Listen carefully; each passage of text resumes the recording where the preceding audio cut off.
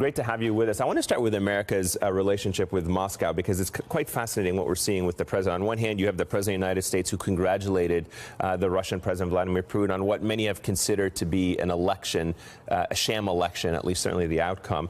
But on the same at the same time, you have the president going after Bob Mueller, really upping the criticism against the special counsel there. Dissect that for us.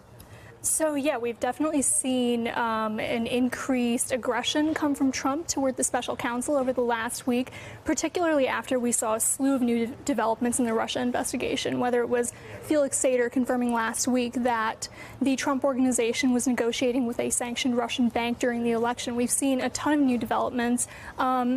We saw Trump's own personal defense lawyer for the first time speak out against Bob Mueller and the Russia investigation. Yeah, suggesting it should be shut down, right? Yeah, and that was the first time that we saw that. Trump has been tweeting directly toward Mueller, calling for the probe to be shut down. That was the first time we saw that, too.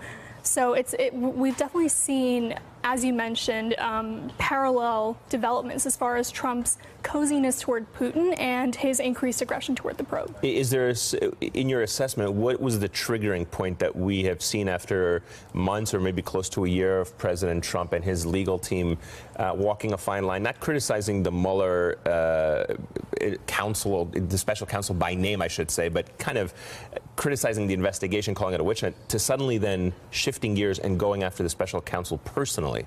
So this actually came shortly after the special counsel sent Trump's legal team a list of questions that they wanted to ask him about. A lot of those were said to have centered around obstruction of justice, which indicates that the special counsel is definitely closing in on the White House when it comes to that question.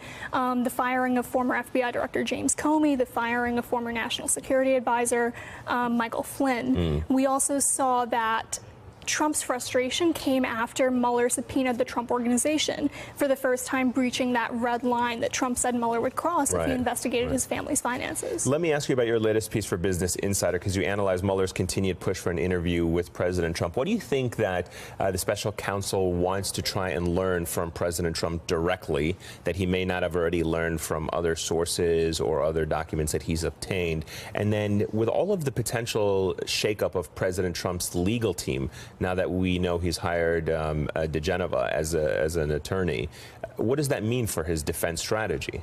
So as far as what Mueller wants to know, he's focused on two questions. One, what did Trump do? What was he thinking when he did it?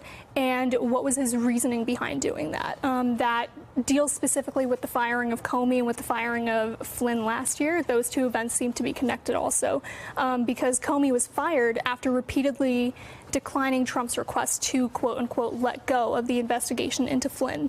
As far as the shakeup to his legal team goes, it seems pretty clear that with DeGeneva's hiring, Trump is close to being done cooperating with the special counsel.